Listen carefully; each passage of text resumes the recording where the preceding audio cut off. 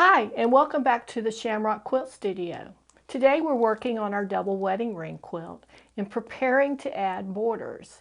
And the first thing we need to do is trim our top. In order to make this as large as possible, we're going to look around the quilt to see what is consistently the widest measurement of fabric that we can use from the tips of the little diamonds to the edge of the fabric. I did that before we started today, and I determined that we have 2 inches from the tip of the drop diamonds to the fabric as the largest amount of space we can use for the entire quilt. So I have trimmed 3 sides of this, and I'm on the last side now. So what I did was I pressed it lightly. It's certainly not a final press. We just want to try to get it a little bit smooth so we don't have any kind of crazy things happening with folds and wrinkles and such. And then we're going to mark this for that 2-inch measurement.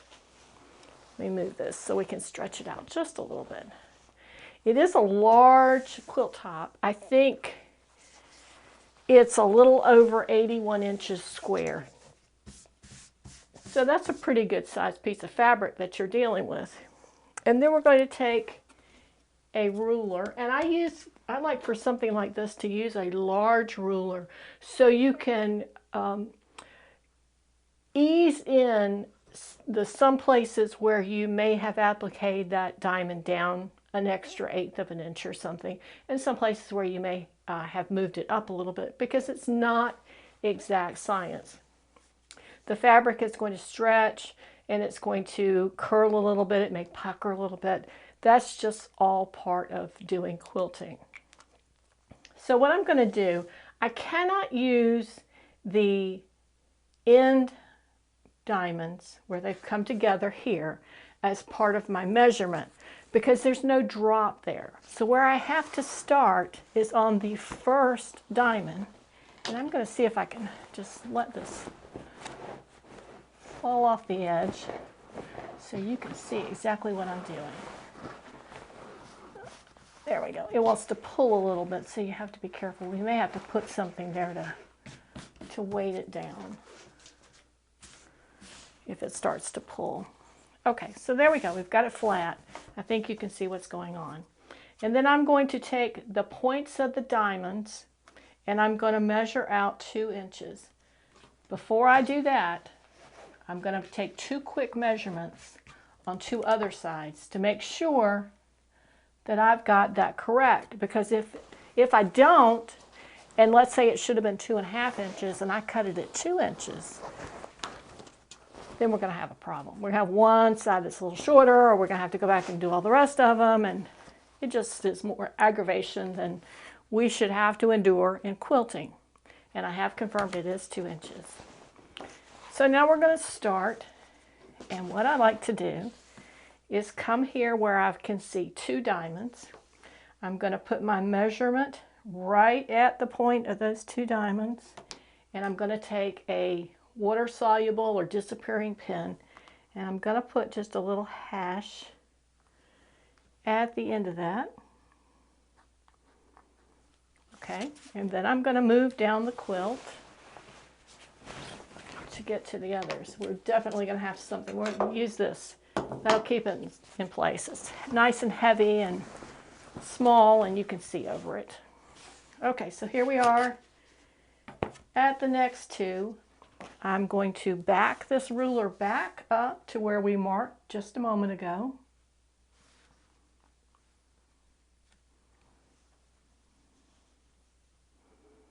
And now see, I can see in looking at this, there's a little bit of a problem. This next diamond sits a little bit lower. So when I put that mark at 2, it looks like by here, it's going to run off the fabric. Stay with me and I'll show you how we adjust for that. Come down for the next diamond. This is why it's better to take the time to cut, to measure before you cut, and make sure that you've got it the way it should be. Okay, so we're back now, and we're going to mark these two at 2 inches. And keep in mind that if this pulls off the table, it is going to distort that fabric just slightly.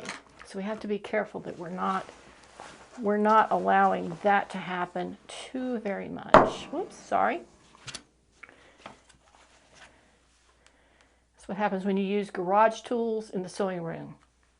Sometimes it works great, sometimes it doesn't. Sometimes it's just loud. Okay, so now we've marked this one, and the next one is the end. So now we have a mark at the end of all of the triangles. What we need to do is we need to line them up. So I'm going to take, working from the left to the right, I'm going to take the first and third triangle. I'm going to see if I can get a pen with a little better ink distribution. Okay. So the first, we're going to skip the second, we're going to go to the third. And we're going to go back to those marks. We're checking our measurements again just to be sure. And then I'm going to come and put a little line here, the one in the middle. So now what we've done is we've adjusted that one to match the two on the side. We're going to do that again, but we know that that second one is a little bit off. So we're going to go to the second, we're going to go to the fourth, but we're going to go to that adjusted line. I hope that makes sense to you. We're just taking into consideration that one of them may have been off just a little bit, and we're averaging the lengths to get a line. Now what I can see by doing this, there's only a very slight deviation in the length. So what I'm going to go ahead and do is I'm going to go ahead and mark this with a line all the way from 2 to 4. And then we're going to just keep doing that down the edge. And it really seems like it's very complicated, but it's really not. And if you've been spot on in getting everything lined up exactly like it should be, this will be very, very quick. You'll be able to just run with it. Now, the other problem we have is at the end, we can't use the measurement of that diamond to determine where our cut line should be. So here's how we're going to handle that. We're fairly sure that in the middle, between the last one that dropped on each end, that we have a line set up there.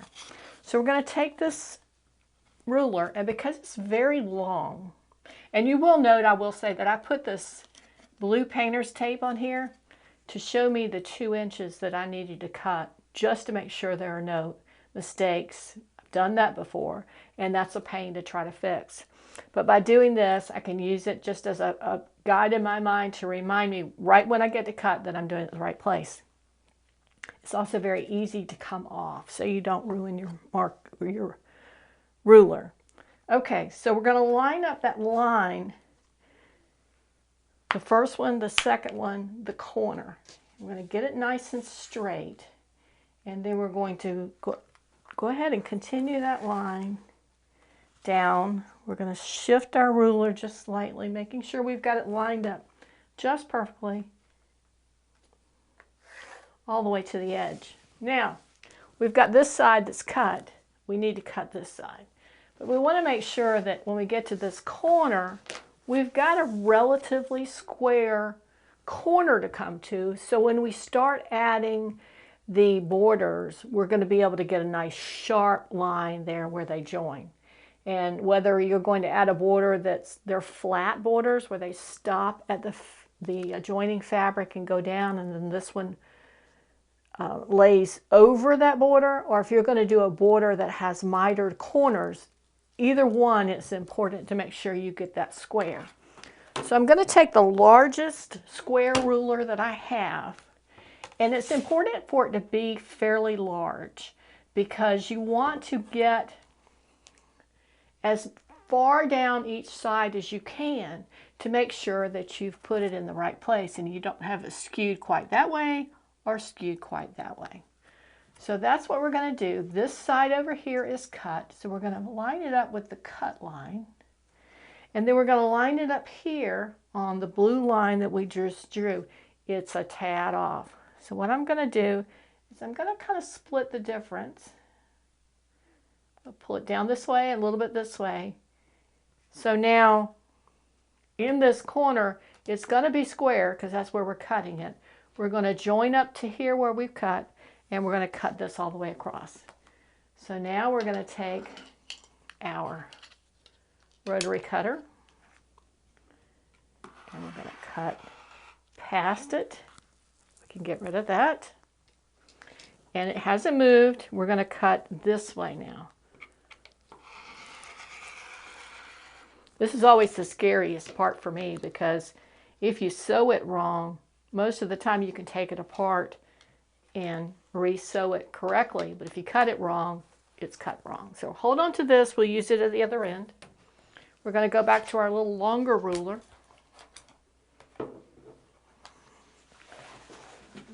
Whoops. Those are slippery little things, and it just kept sliding right on down. Okay, we're back. That thing fell down, fell under the table. I had to fish it back up. But we're ready to go now. And I will say this. This table that I'm working on is a kind of like a workbench table that you might use in your garage, or you could use other places in your house for other things. It's a lovely table, and it's very efficient at the things that it will allow you to do in the sewing room. It cranks up so that you can stand and cut. And normally that's what I would do. But I wanted to show you here on camera how I was doing that. So right now I've got it down. So we're going to line up the longer ruler. If you have an even longer ruler, that would be great too. But you're going to have the room to space out the fabric and lay it all flat. This one is the one that works pretty well for this.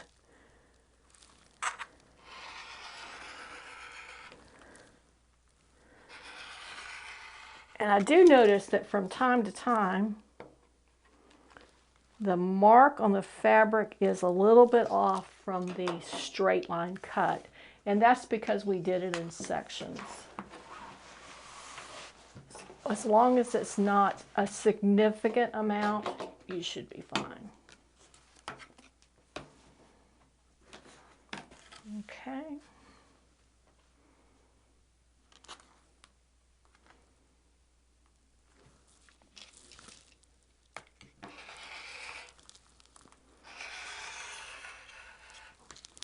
And we are almost there. I think it's time for a new blade in my cutter because it must have a little burr on it. Try not to drop this again. Okay, and we're coming down to the end. The other thing I will caution you about is to make sure when you're doing this, you don't have another piece of fabric hiding underneath it, because you may be cutting the middle of your quilt if you do that. So you want to make sure that you only have the one piece of fabric that you want to cut. Okay, so we're going to line this back up on the line and where we cut before. And I'm quickly seeing that we did not mark this end. So I'm going to cut it just to this last diamond, and then we're going to mark.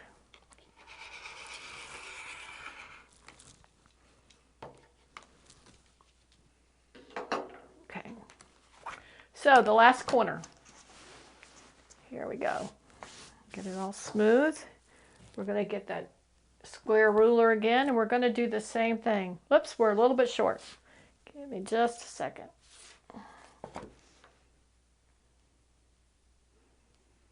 If you're a new quilter, or you're new to a rotary tool,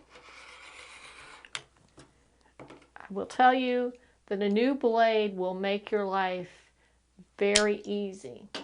And you should always try to close it when you're not actively cutting, especially if you have little small visitors in your sewing room. Okay, so we've got that just this last piece here, about 6-8 inches, I think. And we're going to do the same thing we did on the other side. We're going to line up this side with the cut edge, and we're going to line up this side with the cut edge here. So it's just that section that we need. And it looks like this one is lining up very, very nicely. Okay, so we're just going to cut that. And now our quilt top is trimmed. We should have a fairly accurate square because this is 7 rings by 7 rings. And the way we can check that, we're going to wrestle this fabric a little bit. There's one side. We're going to come down and catch the diagonal corner. And once we match up the 2 diagonals, what should happen, I'm not sure if you can see me or not, but let me wrangle this just a second. If we match up those diagonal corners, and then we match the cut edges of the fabric, you want to make sure not to pull this very much. A gentle hand is helpful to keep it not only square, but keep it from rippling when you add your fabric. And that's how we tell it was right, because where they come together, if we match those up just perfectly even, at the corners, they should match up and give you a nice, what would you call that? Almost a mitered fold where these 2 sides are together and you've got a point here, and that should be 45 degrees there. So that tells us we've got a nice square. And I want to tell you that if you're working along on a project with us and it's EPP or applique, please note that those are 2 methods of quilting that do take quite a while to do. It's all by hand, and it does take longer than strip sewing or piecing by machine. So don't get discouraged and stick with it, and you'll be happy with your results. And at the end, you can say, I did that. Thanks for joining us today, and join us next time where we'll talk about adding the borders and the final sizes. Thank you, and have a great day.